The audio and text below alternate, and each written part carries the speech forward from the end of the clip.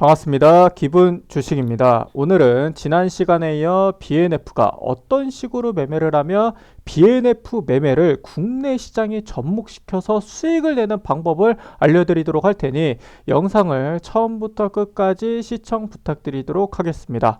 영상을 다 보시고 정말 도움이 되셨다고 생각이 되었을 때 좋아요, 댓글, 구독까지 꾹꾹꾹 부탁드리겠습니다.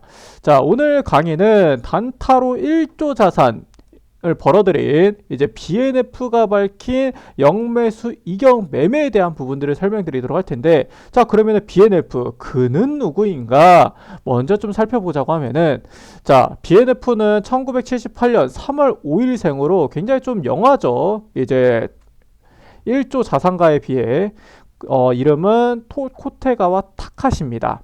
자, 일본의 전업투자자로 2000년 초반에 1600만 원으로 시작해서 약 10년 만에 수천억 자산가로 이제 이름을 올렸고, 15년 기준으로 8천억이라고 하니까 이제 8년이 지난 시점 지금에서는 약 추정 자산이 1조가 넘었을 것이다. 이렇게 지금 추측하고 있는 상황이고요. 미쪼 증권사에서 이제 1엔을 61만 주로 잘못 실수를 해서 하루에 200억을 벌게 됐는데, 그 해당 기업이 제이컴이어서 제이컴 나무로 유명세를 떨치게 되었습니다. 자, 그러면은 이제 10년 만에 수천억을 벌어들였던 본인만의 투자 노하우나 투자 스킬이 있겠죠. 그 부분을 이제 좀 살펴보자고 하면은, 본인만의 매매가 확고했어요. 하루에 600에서 700개의 종목을 모니터링을 했고, 시가총액 30위 안에 있는 종목들을 주로 거래했습니다. 근데 요 부분이 사실 좀 어불성설인 게 30위 안에 드는데 30위 안에 드는 종목들만 매매를 하는데 하루에 600에서 700개의 종목들을 모니터링을 왜 할까요? 이 부분이 좀 핵심인데, 요거를 꼭 보셔야 되는 이유가 시장의 흐름과 지금 현재 시장에서 강하게 올라가고 있는 테마나 업종이나 섹터들을 분석하는 부분들을 이제 알아야지만 매매를 보다 유연하게 대응할 수 있습니다. 지금 로봇이 올라가네? 로봇주 찍어야겠다. 이런 식으로 투자하는 게 아니라, 로봇주에서 2차전지 관련주들로 수급이 이제 순환매가 도는 부분들을 체크라는 것은, 시가총액 30위 안에 드는 종목들은 아무래도 이제 움직임이 더디게 흐름들이 나오기 때문에 중소형주 안에서 흐름들을 보기 위해서 하루에 600에서 700개의 종목들을 모니터링을 하는 겁니다. 이 부분이 굉장히 저도 중요하다고 생각이 되는데, 그러니까 머릿속에 딱딱딱 이제 찝혀야 돼요. 페베터리 하면은 세비캠, 성일하이텍 딱딱 나와야 되고, 로봇주들 하면은 최근에 흐름들이 가장 강하게 나왔던 두산 로보틱스나 레인보우 로보틱스 딱딱딱 흐름들이 나오면서, 오늘자 이제 흐름들이 가장 강하게 나왔던 종목은 로보티즈였어. 그러니까 이제 테마 안에서 어떤 종목들이 지금 가장 강하게 흐름들이 나오는가, 이 부분을 좀 체크를 이제 주로 진행을 했던 것 같고요. 자, 그리고 기업 실적이나 책을 보면서 매매하지 않았습니다. 실제 BNF가 이제 처음 주식을 할 때 딱 책 한 권을 봤는데, 그 책을 본 이유가 어떤 식으로 매매를 하는지 이제 기반을 쌓기 위해서 딱 책 한 권을 보고, 그 뒤로부터 이제 책을 보면서 매매하지 않았고요. 또 중요한 포인트가 이제 단타 매매를 하기 때문에 실적을 기반으로 둔 이제 PER과 PBR을 통해서 매매하지 않았습니다. 왜? 실적은 좋은데 주식이 꼬꾸라지는 경우들도 굉장히 많거든요. 그렇기 때문에 단기적으로 종목을 공략하는 데 있어서 실적은 그다지 도움이 되지 않는다라고 이제 판단을 한 겁니다. 그리고 그렇기 때문에 이제 애널리스트의 리포트 또한 보지 않는 거고요. 장기 보유한 전략이 아니라 단기적으로 빠른 순환매를 통해서 매매를 했는데, 이게 무엇이냐고 하면은, 실제 BNF는 주식을 이제 아무리 끌고 가더라도 2에서 3거래 안에서 이제 진행을 하는 거지, 5거래일 이상 10거래일 이상 장기적으로 끌고 가지 않았다는 겁니다. 왜? 그의 매매는 빠른 순환매를 통해서 기회 비용을 늘리는 투자를 했기 때문에 장기 보유하는 전략이 아니라 단기적으로 빠르게, 손절가도 굉장히 타이트하게 잡으면서 진행을 했기 때문에 본인만의 매매 스타일이 확고했고요. 그러고 이제 어떤 식으로 이제 투자를 했냐고 하면은 영매수 이격매매에 대한 부분들로 이제 말씀드리도록 할 텐데, 자, 25일 이평선을 굉장히 중요하게 여기면서 투자를 했습니다. 그렇기 때문에 이 25일이 굉장히 좀 중요하게 여겨지겠죠. 그렇고 이동평균선의 괴리율에 따라 매수하고 매도를 설정을 했는데, 이 괴리율은 뭐냐고 하면은 우리가 통상 이동평균선이 뭐 이런 식으로 이제 흐름들이 나온다라고 치면은 주가가 이제 쭉 올라갔다라고 하면은 다시 한번 떨어질 수 있고, 왜? 주가는 이동평균선으로 회귀한다라는 성질이 있기 때문에 상승이 나왔다라고 하면은 떨어지는 것이고, 그와 또 반대로 과도하게 떨어졌다라고 하면은 올라가는 것인데, 그러면은 이제 단기적으로 어디에서 공략하냐고 하면은 주가가 떨어진 시점에서 다시금 반등이 나오는 시점에서 괴리율에 따라 매수와 매도 타이밍을 잡았고요. 그리고 업종별 괴리율도 체크를 했습니다. 그냥 단순히 그냥 해당 종목이 주가가 많이 떨어졌다라고 해가지고 투자하는 게 아니라 해당 종목의 업종을 전체적으로 분석을 하고, 실제 투자를 할 때 이제 시장을 먼저 보시는 거고, 그 다음에 업종을 보고, 그 다음에 종목을 보는 거예요. 그렇기 때문에 업종을 먼저 보고, 그 다음에 해당 종목의 이제 업종이 괴리율이 발생되는데 해당 종목 또한 과도하게 떨어졌다고 하면은 저점에서 단기적인 반등이 나올 수 있다라고 생각해서 투자를 한다라는 겁니다. 그리고 장 종료 전에 매수를 하고 다음날 장 시작 이후에 매도를 하는데, 실제 이제 우리나라 시장으로 비유한다고 하면은 3시 20분 안에 종가 베팅을 해서 다음날 9시에서 이제 9시 30분에 매도한다라고 생각해서 이제 진행을 했고요. 뭐 이제 당연히 이제 다음날에 종목이 이제 올라가면은 매도하는 타이밍을 잡는 건데, 종목이 올라가지 않을 때도 있겠죠. 그렇기 때문에 2에서 3거래 정도 어느 정도 이제 기간적으로 가이드라인을 잡고, 손절가 또한 타이트하게 잡으면서 가이드라인을 굉장히 빡빡하게 잡으면서 그 안에서 영매수를 통해서 이제 매매를 했고요. 그러면은 이 영매수 어떻게 진행하는지, 이 부분이 좀 중요한 키포인트겠죠. 자, BNF가 실제로 이제 종목 이제 시장을 두고 봤을 때 상승 시장과 하락 시장이 있다고 하면은 중요하게 여겼던 거는 당연히 하락 시장입니다.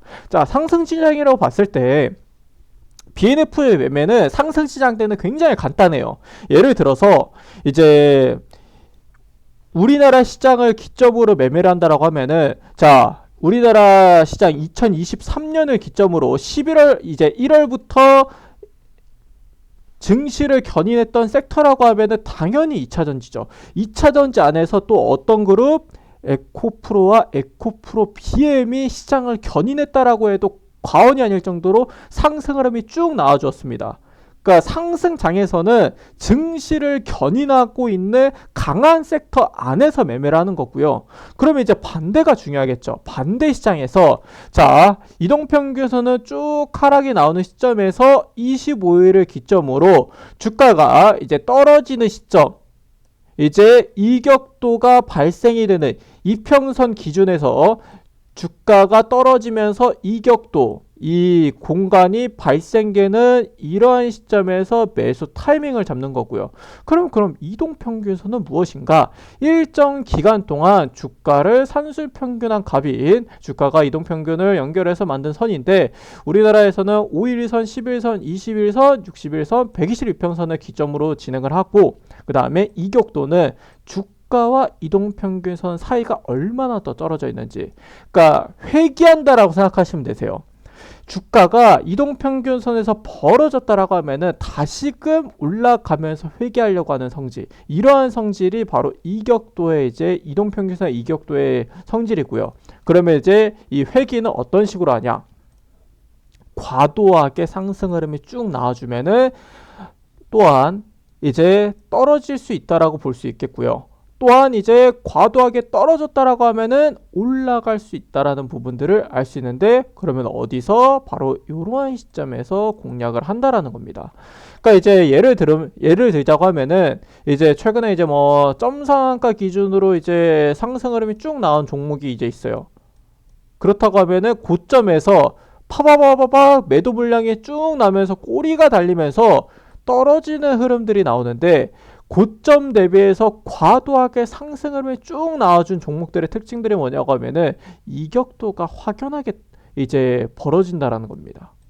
장기 이평선 기점으로 120 이평선, 60 이평선, 20일 이평선을 기준으로 이제 벌어지다 보니까 고점 대비해서 빠르게 이탈하면서 이동평균선으로 회귀하려고 하는 성질들이 나온다는 겁니다.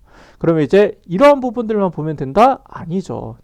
이제 업종별 괴리율 또한 보셔야 되는데, 실제 BNF가 이제 업종별 괴리율을 이제 산술평균을 했을 때 약품 기준에서 5에서 10%였고요. 전기 기준에서 뭐 10에서 15%였고요. 식품 기준에서 7에서 10%, 하이테크 기준에서 10에서 15%, 화학 기준에서 7에서 10%, 증권 기준에서 5에서 10%인데, 그러니까 매매를 이제 진행한다라고 이제 예시를 본다라고 하면은 약품 기준에서 상승했을 때, 예를 들어서 이제 약품 기준에서 뭐 한 8% 정도의 괴리율이 나와줬어요. 그러면은 상승 기점에서는 떨어질 수 있다라고 보는 거고, 이제 업종별 괴리율 기준에서 8% 이제 주가 기준에서 괴리율이 발생됐다라고 하면은 다시금 올라갈 수 있다. 약품 기준에서 8%면은 이 바운더리 안에 들기 때문에 다시 한번 올라갈 수 있다라고 볼 수 있다라는 겁니다. 자, 그러면은 이제 예시 종목을 통해서 보도록 할 텐데, 자, 예시 종목은 이제 먼저 보기 전에 BNF가 중점적으로 봐야 되는 이동평균선이 바로 25일선이라고 했습니다. 제가 해당 강의를 좀 진행하기 전에 각종 유튜브 채널을 보면서 이 25일선이 굉장히 중요하다 이런 식으로 언급을 하면서 이 25일이 무슨 뭐 생명선을 기점이다 이제 이야기를 하는데, 제가 바라보던 기점은 이 25일선은 중요하지 않아요. 왜 그런지 좀 설명드리도록 할게요. 우리나라 시장이랑 이제 예전 일본 시장이랑 차이점이 뭐냐고 하면은, 예전 일본 시장은 이제 일주일 동안 거래일이 며칠이었냐고 하면은 월화수목금토까지 해가지고 6일이었습니다.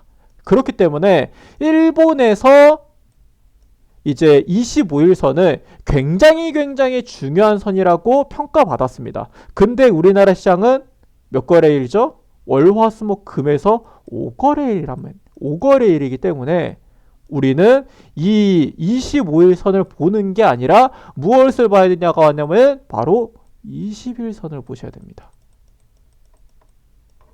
20일선이 이제 며칠이죠? 한 달 기준으로 봤을 때 중요하기 때문에 우리는 25일선을 보는 게 아닙니다.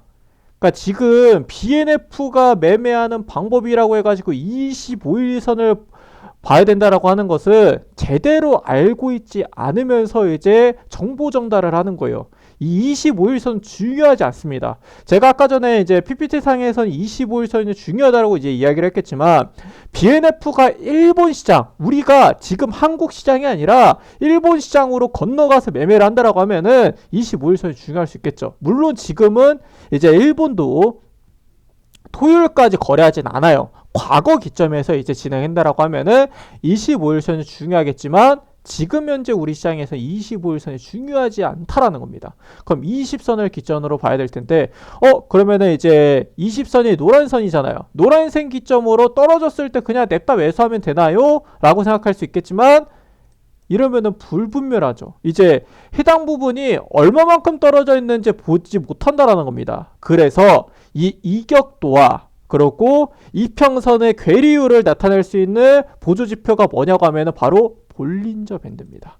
그래서 오늘은 우리는 이동평균선을 보지 않고 이제 볼린저 밴드 선에서 볼 텐데, 왜 이동평균선에서 보지 않느냐고 하면은 이 중심선이 바로 20선이에요. 그렇기 때문에 이 볼린저 밴드 딱 하나만 보더라도 이제 BNF가 이격도를 나타내면서 매매하는 부분들을 충분히 볼 수 있다라는 겁니다. 자, 중심선이 중요하기 때문에 이제 포인트를 좀 굵게 해가지고 나타내도록 하겠고요. 그러고 이제 제가 아까 전에 이야기 드렸죠. 뭐라 설명드렸냐고 하면은 볼 때 괴리율을 보셔야 된다라고 말씀드렸습니다. 그럼 업종별 괴리율 어디서 보냐?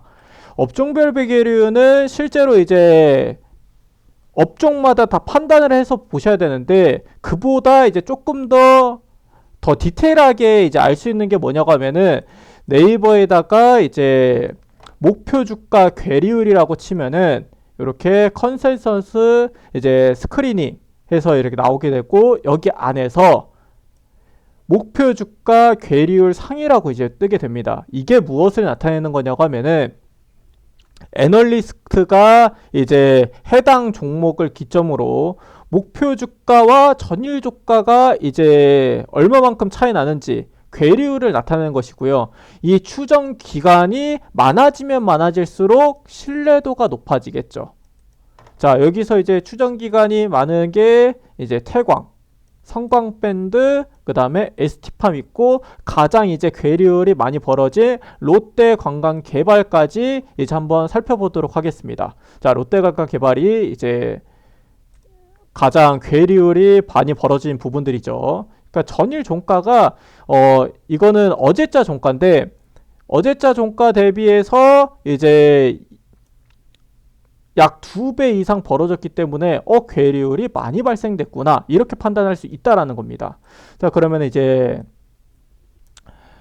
차트를 예시로 살펴보도록 하겠습니다. 자, 롯데관광개발 보면은 괴리율이 어느 부분이 이제 많이 발생됐느냐. 자, 이 이평선상에서 괴리율이 많이 발생된 부분들은 우리는 통상 요렇게 벌어진 구간이 이제 괴리율이 많이 발생됐다라고 이제 볼 수 있습니다. 즉 괴리율이 많이 발생됐기 때문에 주가가 상승 흐름이 쭉 나오다가 떨어질 수 있다라는 거예요. 그럼 떨어지죠. 이동평균선, 중심선, 21선 이탈하죠. 이탈하면서 이제 떨어지면서 하한선을 이탈하는 이러한 시점에서 이제 타이밍을 볼 수 있다라는 거예요. 바로 매수하는 게 아니라 주가가 이제 해당 부분을 통해서 이제 관심으로 잡아두고 이제 볼린저 밴드의 성질이 뭐냐고 하면은 이동평균선이 이제 이격도가 좁아졌을 때 다시금 벌어지려고 하는 성질들이 있기 때문에 해당 부분에서 관심을 가지고 이제 이격도가 다시금 좁아진 구간에서 매수 타이밍을 잡을 수 있다라는 겁니다. 자, 정리를 해드리도록 할게요. 첫 번째, 20선 기점에서 주가가 이제 아래에 있을 때, 그리고 두 번째, 하한선을 이탈했을 때,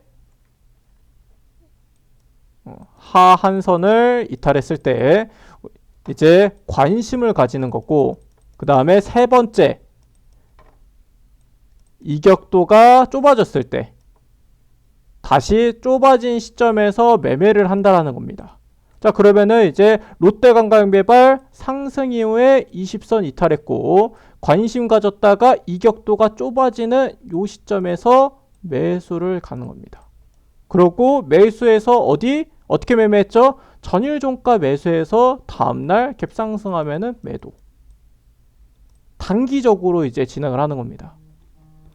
단기적으로 매수 타이밍과 매도 타이밍을 이런 식으로 이제 잡는 거고요. 자, 두 번째 이제 아까 추정 기간수가 제일 많았던 게 태광이었죠. 자, 태광 살펴보면은 태광은 이제 상승 이후에 주가가 쭉 떨어졌습니다. 근데 떨어지는데 완벽하게 이탈한 구간이 없어요. 그럼 뭡니까? 매매를 안 하는 겁니다. 완벽하게 이탈하지 않았기 때문에 그럼 저점에서 저점 잡히고 올라가는 구간에서 매매하는 거 아닌가요? 생각할 수 있겠지만 이러한 구간에서 매매하지 않습니다. 왜? 더 떨어질 수 있으니까. 주가가 어떻게 됩니까? 태광 같은 경우에서는 21선 기점으로 이제 움직임이 지속적으로 올라가지 않고 하락이 나오고 있습니다. 그러면은 관심 가지고 냅다 찢는 게 아니라 이격도가 좁아졌죠. 해당 구간도 이제 거래량이 나오지 않았기 때문에 매매를 하지 않는 겁니다. 그러니까 이제 내가 아까 이야기 드렸던 것처럼 20선 밑으로 이제 주가가 횡보를 하는데 하한선을 완벽하게 이탈을 했습니까? 이탈하지 않았어요. 그럼 해당 종목은 패스하는 겁니다. 왜? 두 번째 이미 걸리지 않았습니까? 성광밴드 이제 두 번째로 높은 추정기간수가 이제 6개의 기관이 판단한 이제 성광밴드를 좀 살펴보자고 하면은, 자, 성광밴드는 딱 나왔죠. 이제 상승 흐름이 쭉 나오다가 21평선 이탈했어요. 그러고 하한선을 이탈하면서 종가상 베팅을 할 수 있겠고, 그 다음에 이제 다시금 주가가 떨어졌습니다. 그러면서 이격도가 다시 좁아졌죠. 이격도가 다시 좁아지는 타이밍에서 매매를 할 수 있다는 겁니다. 이격도가 다시 좁아지는 구간에서. 그러니까 이제 하한선 체크되고 그 다음에 이격도가 발생되는 시점에서, 이격도가 다시 좁아지는 시점에서 이제 매수하는 타이밍을 잡을 수 있다는 겁니다. 물론 BNF가 해당 부분들만 보면서 이제 투자한 게 아니라 또 제가 바라보는 시점에서 또 봤던 부분들이 뭐냐고 하면은, 저는 대량 거래량과 그러고 캔들을 봤을 것 같아요. 예를 들어서 캔들이 윗꼬리가 달리면서 빠졌다라고 칩시다. 근데 꼬리가 캔들보다 더 길게 달린 부분들이 있어요. 예를 들어서 이제 꼬리가 쭉 달리면서 하락이 나왔습니다. 그렇다고 하면은 제가 바라보는 시점에서는 해당 부분은 공략하지 않아요. 왜? 보유 물량이 없으니까. 물론 거래량이 터지긴 했습니다. 해당 구간, 해당 캔들의 특징들이 뭐냐고 하면은 쭉 상승이 나오다가 매도 물량이 나오면서 쭉 빠진 거기 때문에 거래량은 나와요. 근데 고점에서 매도 물량들이 나와줬기 때문에 투자하지 않습니다. 근데 어떤 캔들 윗꼬리가 조금 달리면서 빠진 구간, 예를 들어서 이제 성광밴드를 본다고 하면은 이러한 구간, 윗꼬리가 조금 달렸는데 거래량은 터졌습니다. 이격도도 좁아진 다음에 이제 상승 흐름이 쭉 나와줬어요. 그럼 어떻게 됩니까? 이러한 구간에서 매수 타이밍을 잡을 수 있다는 겁니다. 왜? 매도 물량이 빠져나가지 않았습니까? 캔들을 기점으로 이제 캔들의 몸통은 보유 물량이고요. 그렇고 윗꼬리는 매도 물량입니다. 근데 매도 물량이 나가지 않았죠. 보유 물량이 많이 들고 있어요. 즉, 이 해당 캔들 몸통을 이탈하지 않는다라고 하면은 주가가 어떻게 됩니까? 다시금 올라가 준다라는 겁니다. 이러한 기점에서 추가적으로 본다라고 하면은 우리는 보다 확률적으로 매매할 수 있다라는 거예요. 그러니까 BNF가 이제 봤던 기준이 여러 가지 기준이 있겠죠. 볼린저 밴드만 가지고 투자하면 다 성공할 수 있다, 이러한 관점은 아닙니다. 다만 확률적으로 우리가 하락하는 시장에서 증시가 조정받고 업종이 조정받고 그 다음에 또한 해당 종목이 조정을 받는 시점에서 바라볼 수 있는 보조지표가 바로 볼린저 밴드를 좀 유용하게 활용할 수 있는 방법이다 말씀드리도록 하겠고요. 자, BNF가 이제 어떤 식으로 매매하는지 오늘 살펴봤습니다. 자, 금일 강의가 도움이 되셨다라고 하면은 좋아요, 댓글, 구독까지 부탁드리도록 하겠고요. 지금까지 기분 주식이었습니다. 감사합니다.